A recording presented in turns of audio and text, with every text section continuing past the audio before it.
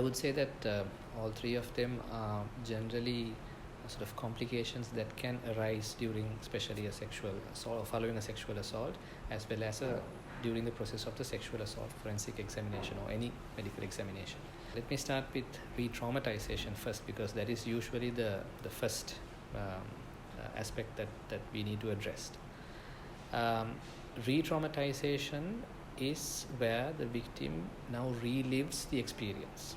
And usually, as I said before, if the victim has suffered a considerable physical and emotional trauma during this sexual assault, then by inquiring into the incident, sometimes several times, by asking them to remember specific details, very intimate details, then the victim can actually relive the whole painful experience. So this is re-traumatization. And this may also happen during the examination process, because sometimes when we have to examine again the sexual organs or the genital organs especially, the victim may get the same experience or the same sensations that she had, the traumatic, painful sensations that she had. So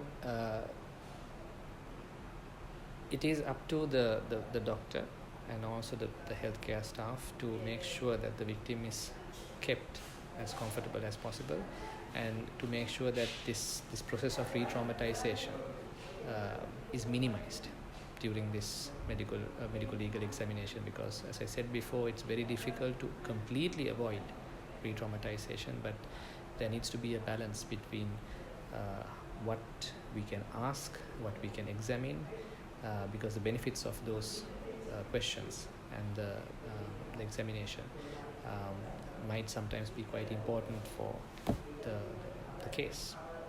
So we try to minimize the negative effect of re-traumatization and accept that it happens and try to get the best out of the examination. So that's re-traumatization. Similarly, another, let's say, a negative result of these examinations is what we call secondary victimization. Now, secondary victimization, another word for that is victim blaming. So in other words, during the process of especially history taking or when inquiring about the incident,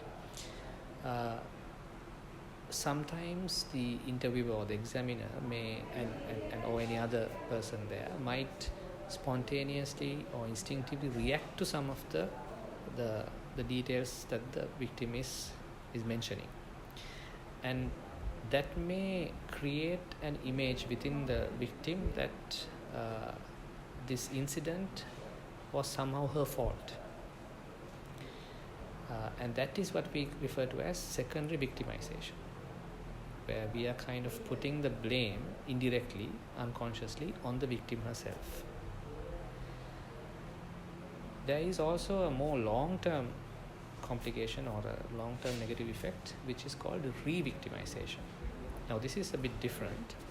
This is actually a situation where we have seen through research, mostly through epidemiological research, that victims who have experienced or suffered sexual assault, especially during childhood, have a tendency to fall into that same situation later on in life, or in other words, get abused again.